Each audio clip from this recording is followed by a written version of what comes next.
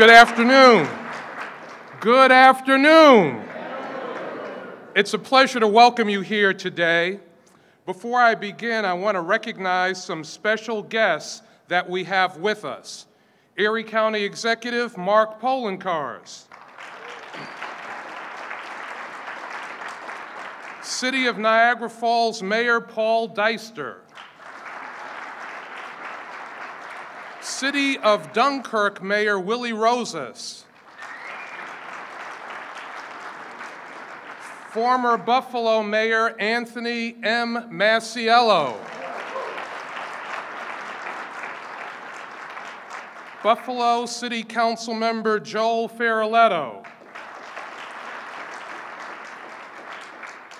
Buffalo City Council Member Ulysses Wingo. Niagara Falls City Council Member Bill Kennedy. Our Erie County District Attorney, John Flynn. And I am especially pleased to welcome Governor Cuomo back to Buffalo.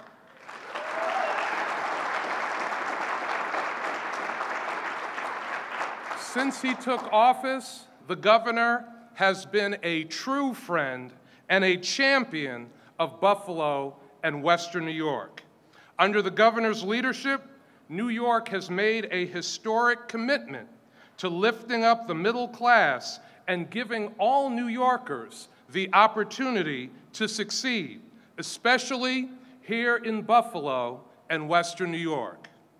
Today, the historic Buffalo Billion Program is helping to transform this city and rejuvenate our economy.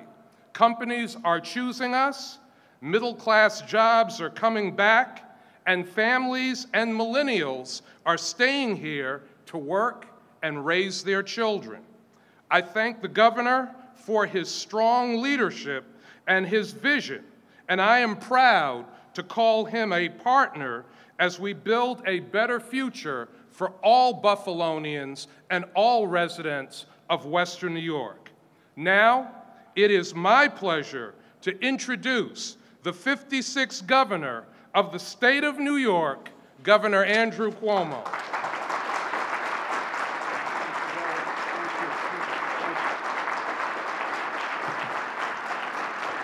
Thank you. Thank you very much. Thank you very much. Wow, wow, wow. How beautiful is this? I was here during construction, but this is really magnificent. Let's give a big round of applause to all the people involved for UB and Satish Tripathi. Congratulations.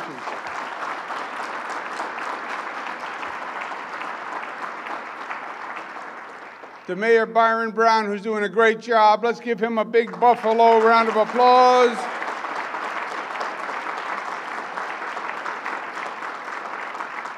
To my colleagues in the legislature, I'm going to sign a very important part of the budget in a little bit, and I'm going to take all the credit for it, I want you to know, because I have no problem with that, because I get all the blame when something goes wrong, so I'm going to take the credit when I can. But this is a budget that was passed by the legislature. It was passed on time. It was the 8th budget that was passed on time, which is a new phenomenon for the state of New York.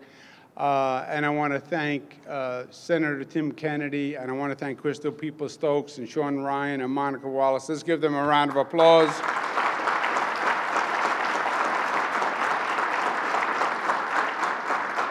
And we have our economic guru from Buffalo, who you're going to hear from, Mr. Howard Zemsky. Let's give him a round of applause.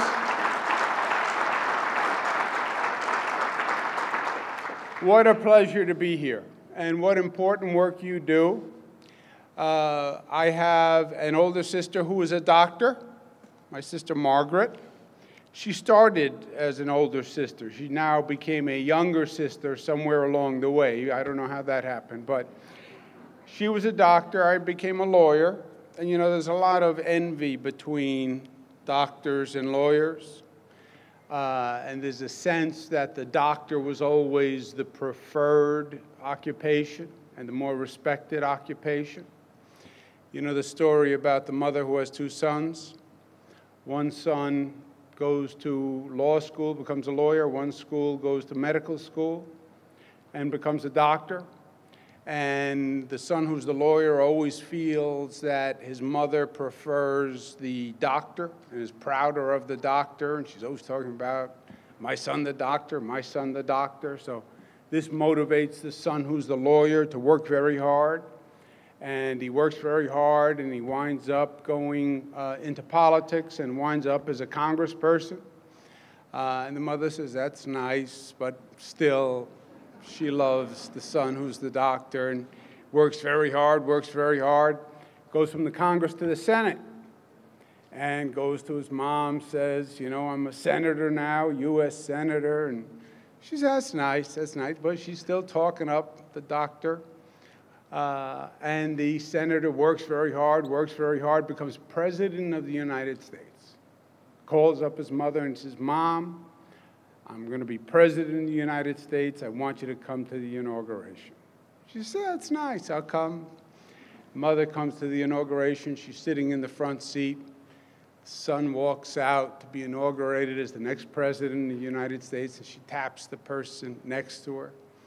And the person next to her leans over and she says, you see that boy on the stage?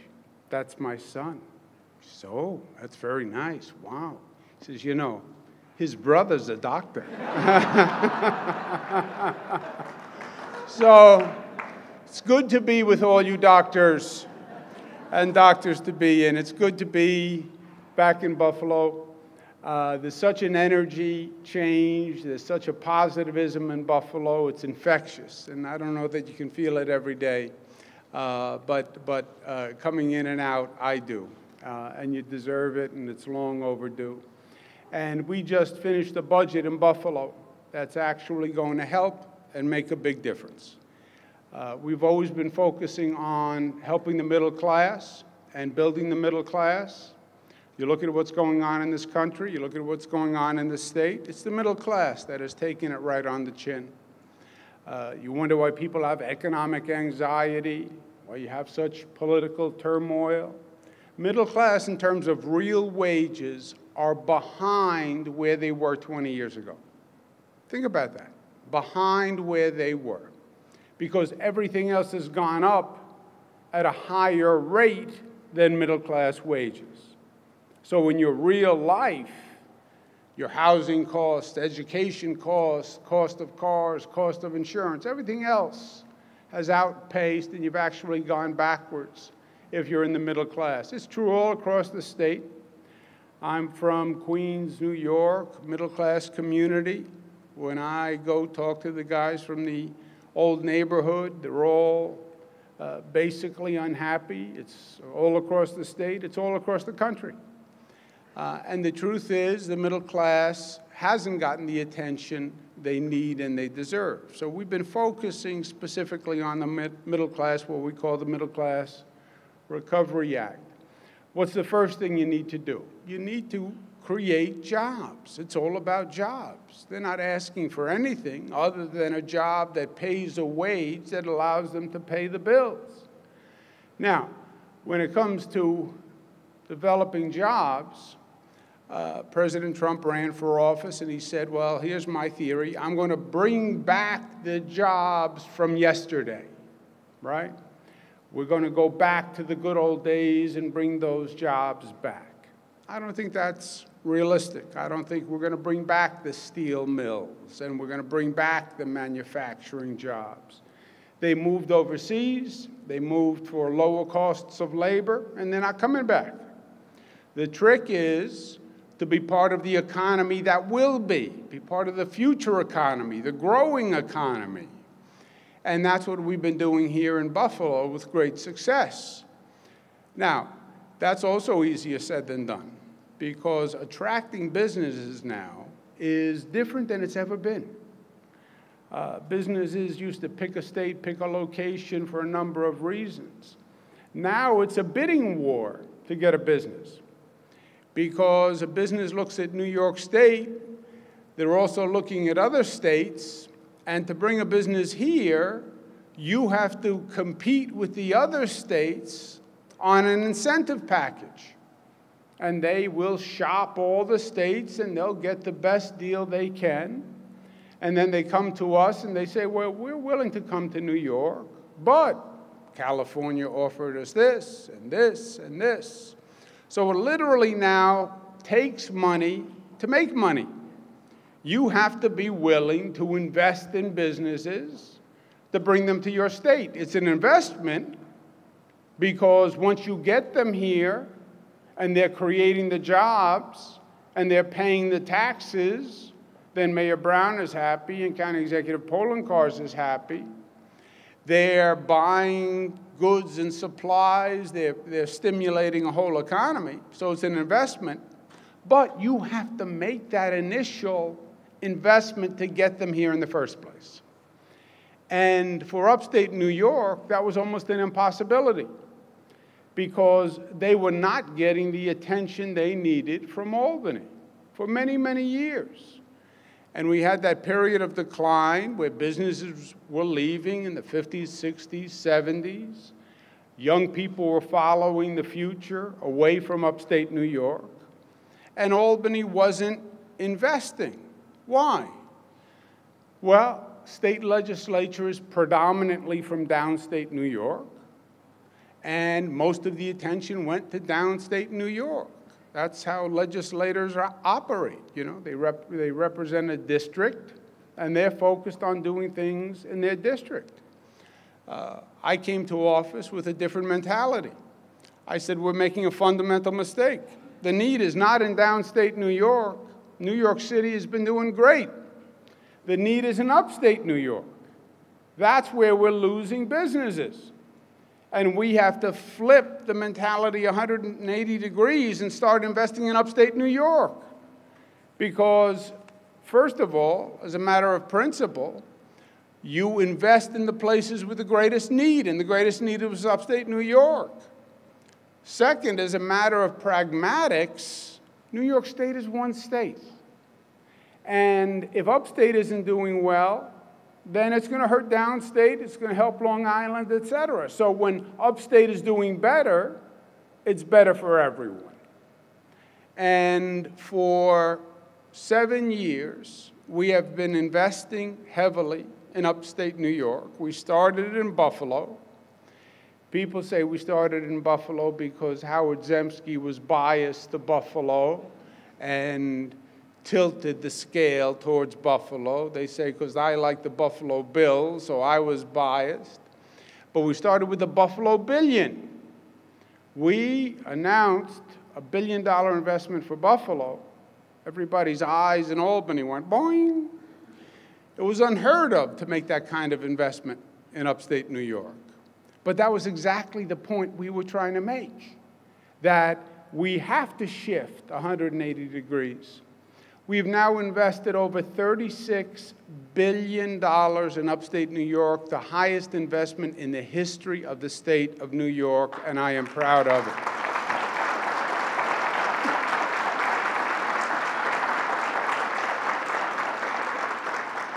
And it is working. It is working. Why? Because we were always competitive. We always had the workforce, we had the skills, we had the education of the institutions of higher education. We had all the tools. We just didn't have the competitive spirit, and we didn't have the money to invest like the other states did. But you see the difference now. You see it in this building, you feel it in the town, GM coming, Geico coming. You see it in Moog, you see it in all sorts of smaller companies that are coming. You see it in the numbers.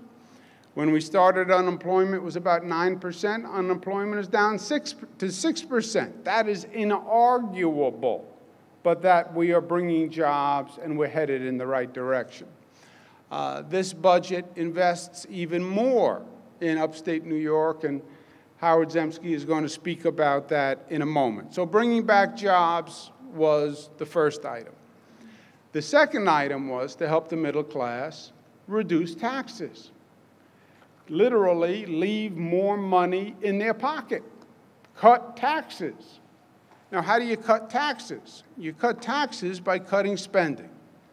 And cutting spending is hard. And this state likes to spend money.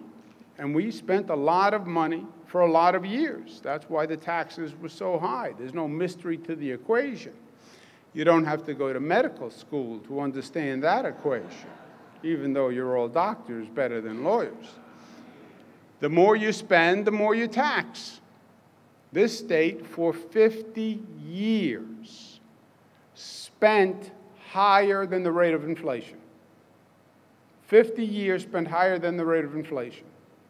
So you were taxing more and more and more. You go back to the time of Governor Nelson Rockefeller. His spending went up. He was governor for 16 years. On average, spending went up about 12% a year.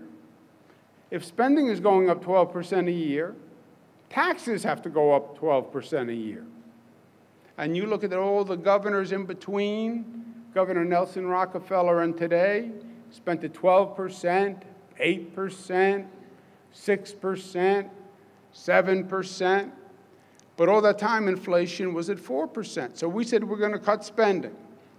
And everybody said, oh, yeah, sure, you're going to cut spending. But we cut spending. Our spending rate for the last 7 years has been under 2%, the lowest spending increase in the history of the state of New York. That's what we did, under 2%. Now, I know the skeptics in the audience say, well, how can that be? You're a Democrat. You Democrats like to spend a lot of money. It can't be.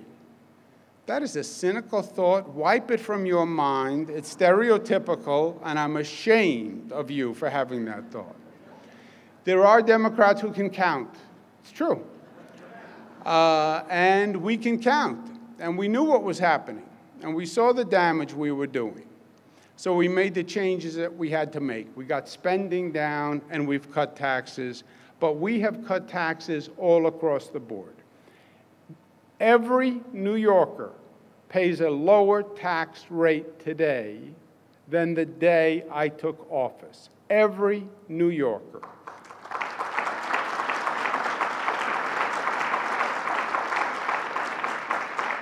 We have the lowest corporate tax rate since 1968, the lowest manufacturing rate since 1917, the lowest middle class tax rate since 1948.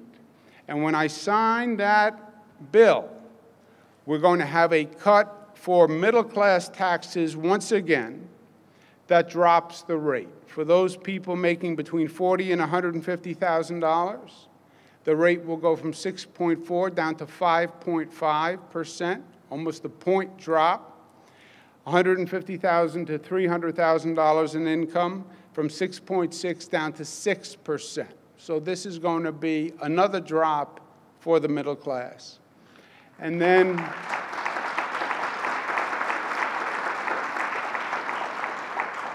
the third way to help the middle class is we're doing something that no other state in the country has done yet, which is free college tuition for middle-class families this year, making up to $110,000.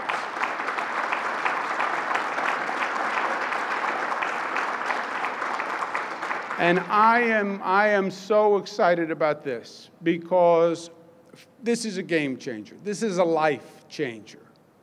You know, at one time in society, we decided that we should offer people free high school. Why? Because the economy was getting more complex, the world was getting more complex, and it wasn't good enough just to have an elementary education. We needed a high school education. So society said, we're going to make high school free because we need that skill set for all of us to do better. Well, today, if you look at the economy the way it's growing, you're going to need a college education to be competitive. Today, 70% of the jobs require a college education. Only 50% of the people have it, but 70% of the jobs require it. And those numbers are going up exponentially. All the jobs are getting more technical now. There are no manufacturing jobs anymore that it's just using a screwdriver and a wrench. We invested in the GM plant $300 million to build a new engine building plant for General Motors, okay?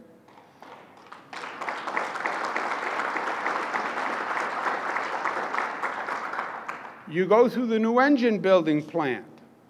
You know what you don't see in an automobile engine manufacturing plant? You don't see any wrenches. You don't see any tools. You see an automated line, and every 30 or 40 feet, you see a computer terminal with somebody troubleshooting the problem along the line. It's this. It's the education. It's the skills. You need the college education. Where are the businesses going to come?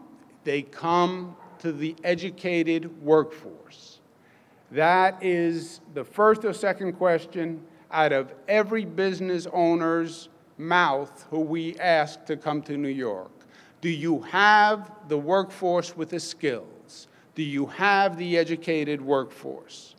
So free college tuition is not just good for the middle-class families, it's good for the state as a whole. We have a smarter workforce, we will have more businesses coming to the state of New York. The conundrum now is, for a middle-class family, how do I pay? You know, I have 3 daughters, and the question for me was always, I hope they get into college, and then how do I pay? How do I pay? You're a middle-class family, $110,000 sounds like a lot of money. You have 2 kids going to college. $110,000 is not a lot of money. Well, let them take loans. It's so expensive, college today, that you can graduate college, you have a mountain of debt. It's like being saddled with a mortgage and a mortgage payment, but you don't have a house. And the debt can be stifling.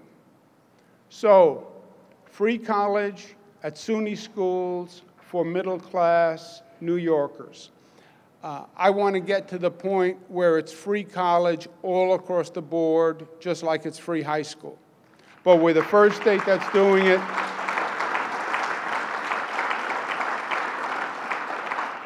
And this year we're going up to $110,000. It's also great for the SUNY system because the SUNY system is seeing more applications with students with higher academic records.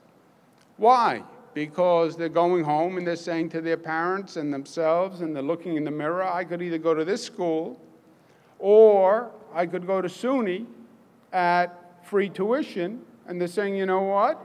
I'd rather go to SUNY at free tuition. We've also been investing in SUNY over the past 8 years, and it is stronger and more sophisticated than it's ever been, and there is no better demonstration of that than UB. And again, let's thank Satish Tripathi for his guidance.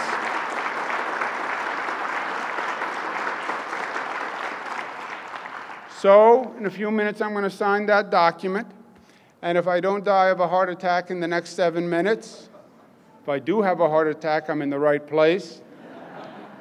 We will have more jobs for Western New York and for New York State. We will have lower taxes for the middle class, and we will have free college tuition to SUNY schools for middle class families.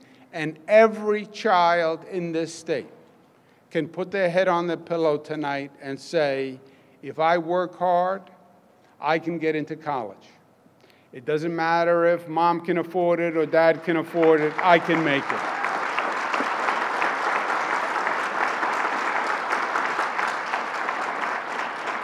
And being able to give every child in this state that hope, regardless of race or income, that is a powerful, powerful gift that we give the children of this state and we give ourselves. Thank you and God bless you.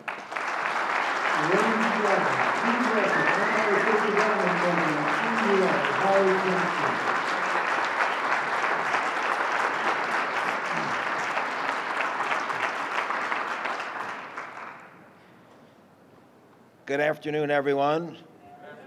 Great to be with you today. Always great to be back in Buffalo, baby. I have a very dynamic and sometimes unpredictable job. This morning, I was in New York City. We had an ESD board meeting where, by the way, we took up 5 important Western New York projects. And before ESD board meetings, I'm just a little bit nervous, so I don't eat much for breakfast because, it's all, lots of people around the table. I know the governor watches all the meetings. He critiques my performance, so I'm very stressed. And then, unexpectedly, after the meeting, I get a call from the governor, Zemsky. What are you doing? I say, I'm going out for a pastrami sandwich. He says, no, you're not. We're flying to Buffalo. So, I'm super hungry. And if anybody has any food on them, just feel free to bring it right up. It's great to be here at UB. Great to be back with Satish. I think you know Satish and I co-chaired the Regional Economic Development Council for those first many years. We've done many presentations together.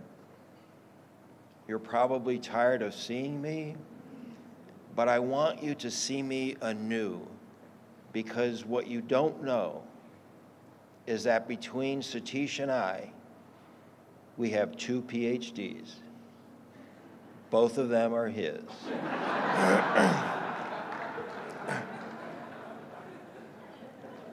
I wasn't going to tell you that, but I was overcome by guilt.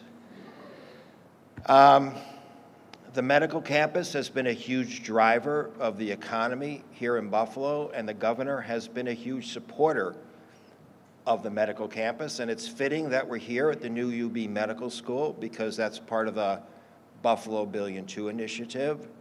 Also, the governor has supported through Buffalo Billion 1 and 2 the Jacobs Institute. He has supported Children's Hospital, and of course, again, the medical school. So this has been a huge focus. And as you know, life sciences is one of the sectors of the economy that we are extremely focused on.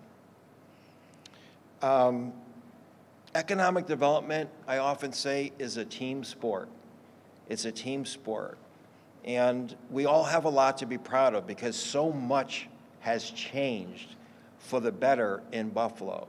So I want to just take a minute and recognize a few people and organizations who have played such an important role, starting with this institution, this Research One institution, and the great work of Satish, and an ESD colleague who now heads economic development for UB, Christina Orsi, and UB's Regional Institute has done an amazing job, ladies and gentlemen, for this community. Bob Shibley, Laura K. Brawl, and the whole team deserve an amazing recognition.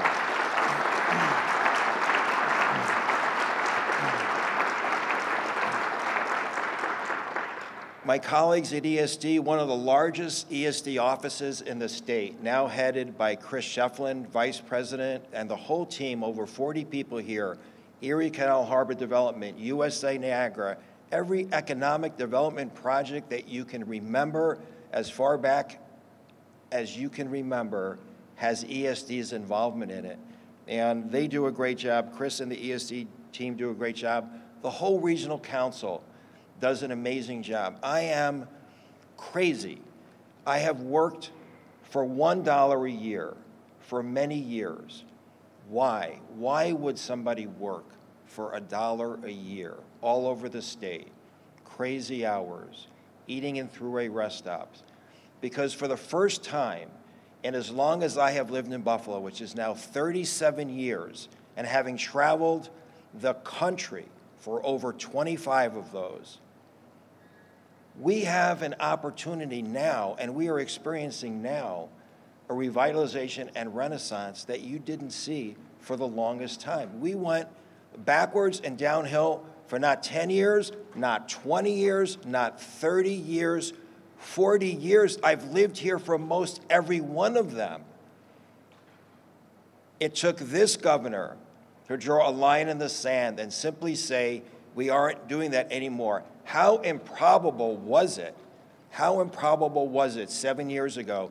It wasn't me being biased. It was the governor saying, I believe in this community. I believe in its planning. I believe in its assets. I believe in its future. And we are simply not doing that decline any longer. That's what it took.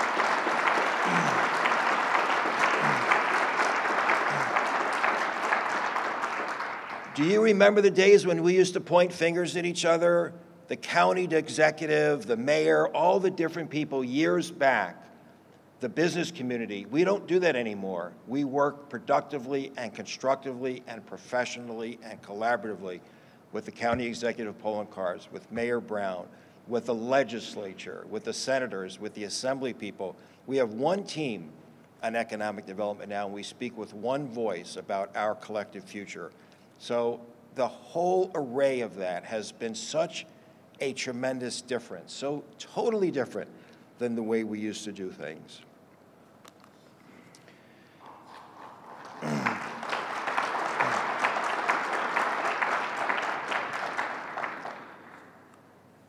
I was hoping that during that applause, somebody might bring me some food. Our strategy has been working. And what the governor invested in addition to all those people, was a sound strategy. What is our strategy? We invest in places. We make place-based investments for the first time over the last 7 years. What does that mean? It means we invest in Canal Side, which went from disaster to destination. We invest in the Better Buffalo Fund. We invest in transit-oriented development. We invest in the Buffalo River and the Buffalo Blueway. We invest in the Outer Harbor State Park. We invest in Richardson. We invest in the Martin House. We invest in the Central Terminal. We invest in the zoo, in the Birchfield, in the Albright Knox. We invest in car sharing Main Street. We invest in the Niagara Street corridor. Please tell me something we haven't invested in that you have seen in this community for the better. This state and this governor has gotten behind every initiative and every project that has made an incredibly significant impact. It has been unbelievable.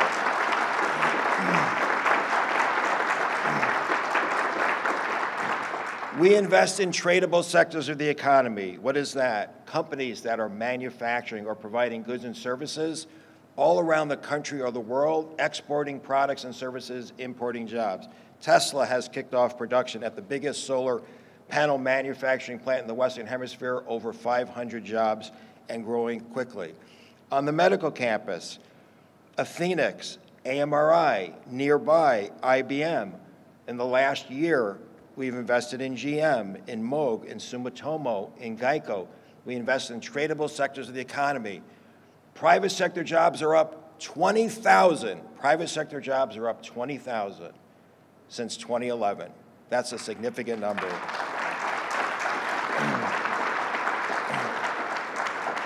We invest in the workforce, the Northland Training Center. We invest in the Excelsior Scholarship Program, which the governor talked about. That steady stream of qualified talent, the whole pipeline of talent that this community has. You know, we have 100,000 college students in this community, 100,000. I travel all over the state. Boy, you would be hard-pressed to find another community between here and New York City that has 100,000 college students. It's a huge asset for this community, and the Excelsior Scholarship Program guarantees us a pipeline of talent in this community for years to come. Finally, we invest in innovation, right? We invest in innovation. And today at the ESD board meeting, we approved $32 million for the Buffalo Innovation Hub, which is part of the Buffalo Billion 2 initiative in partnership with, right here, UB.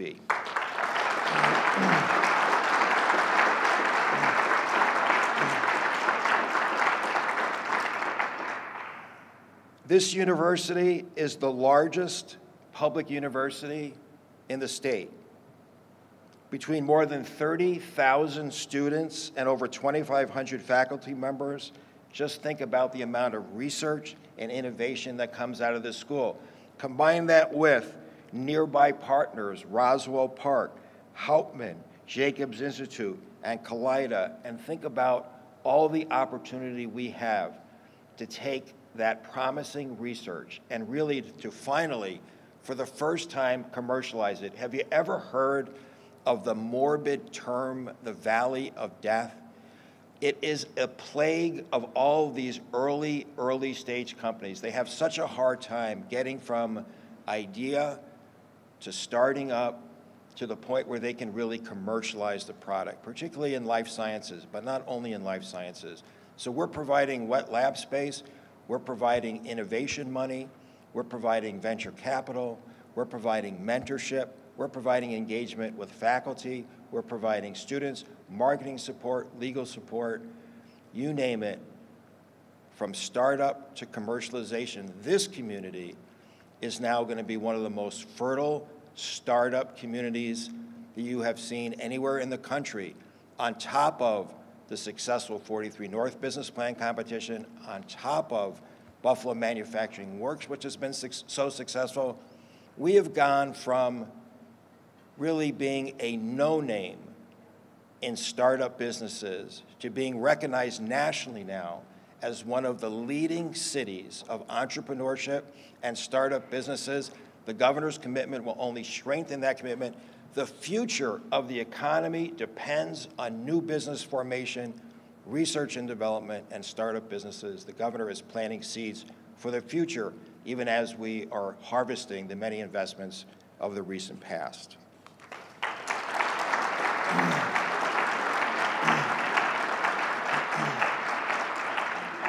So what are we doing? We're growing our young population.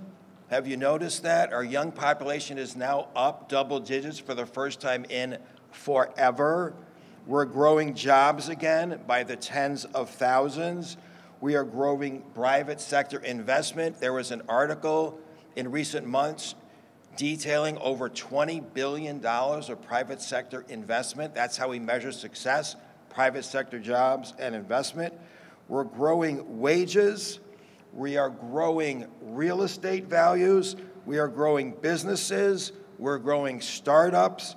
We are growing confidence. And we are deservedly growing a reputation here in Buffalo. The future is ours. Thank all of you.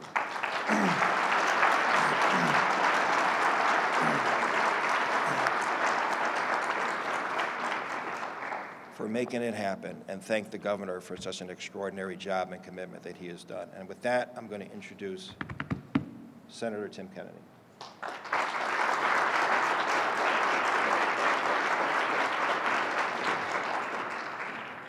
Thank you very much, Howard Zemsky, for that rousing introduction. How about another round of applause for Howard Zemsky? Isn't he amazing? Tremendous words. You know, he spoke of us having a great team here in Western New York to work with, but every team needs a great leader, and Howard Zemsky, as the president and CEO of Empire State Development, has been on the ground doing a tremendous job for not only Western New York, but all of New York State. Thank you again, truly, Howard, for your work. Today is a great, great day. Once again, we welcome Governor Cuomo back. How about another round of applause for Governor Cuomo? Once again, bringing great news to Buffalo. As has already been outlined, there is so many positive things happening in New York State, so many positive things happening here in Buffalo, and Governor Cuomo is always here visiting us, and not just when the going is great, and it is going great these days. But you know, if you think about all the times where we've had some difficult situations happening, some of the floods, some of the fires, some of the storms, the catastrophic issues that we've had to deal with, Governor Cuomo came to Buffalo to make sure that we knew that Albany was never going to forget about the people of Western New York. Thank you, Governor Cuomo, once again. So as has already been talked about, this is about the future of our community. I'm looking out at all these future leaders. I'm looking out at this student population that I am impressed by the brains and intelligence that you're exuding clearly by your presence. It is a beautiful sight to see because when I was growing up in Buffalo, it was our generation, my generation, that was leaving our community by the tens of thousands. And they left by the tens of thousands. Now they're coming back. My generation is coming back. Why? Because there are jobs and opportunities in Buffalo, in Western New York, and New York State. It is a beautiful thing, and we have momentum on our side. We have the wind at our back, and it is up to us to make sure that we take advantage of that and keep it going. And how do you do that? You throw fuel on the fire. And that's exactly what Governor Cuomo is doing here today by signing this bill, by making sure that we're giving tax relief to the middle class who need it the most, and we're giving a hand up to individuals, students in the present, in the future, that want an opportunity to get a higher education, to go to fill these jobs that are coming into our community today and tomorrow. We thank you, Governor Cuomo, once again. To all of my partners in government, I'm thrilled to be a part of this amazing event. And I see and I thank someone for having the foresight to finally give our great president and CEO, Howard Zemsky, a bagged lunch over here in the front. We were all getting very, very worried. Howard, stand up and show everybody the bag of lunch you got. Hopefully there's some buffalo chicken wings in there. Some beef on weck. It is my true honor to introduce our partner in government, our incredible leader in the state legislature, and someone who works with me every single day to help deliver with the governor, with our fellow assembly members and senators, with the county executive and the mayor, great things for our community. Let's hear it for our leader, Assemblywoman Crystal Peoples-Stokes.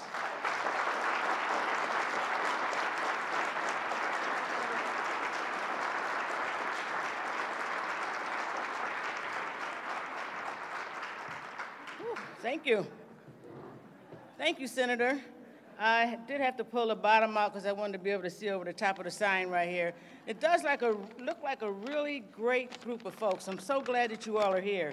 And I'm always glad to see our governor because, as it was already been said, whenever he's here, he's bringing great news. He's bringing great news. It's been about a year since around the same time, actually, Mr. Governor, when we had the opportunity to launch the Excelsior Scholarship Program under your leadership. So many young men and women have enrolled to take advantage of this college tuition-free opportunity. Many, many thanks to our visionary governor for making this decision to do this. You know, a lot of people talk about it, but not many have done it. And so we can be very proud of ourselves in the state of New York for taking this great step towards making sure that our economy has the flow of educated people that is so desperately needed. College is not a luxury. It really isn't. It's almost something that you have to have now. It was a time when you didn't need to have college. You could maybe get some training, or you could maybe just come right out of high school and go to GM and get a job. You can't go to GM and get a job now without going to college, even if it's just an associate's degree. It's a requirement in order to survive well into the future and to have a good job that pays you a good salary that allows you to take care of your family and prepare them to go to college. And so today we have the opportunity right here on UB's campus in the Medical Quarter to have our own great governor come and sign into law the next phase of the Excelsior Scholarship Program. So it is with all my pleasure and all my honor that I would invite the governor back to the stage, pull out that pen, let's sign that bill and make this happen.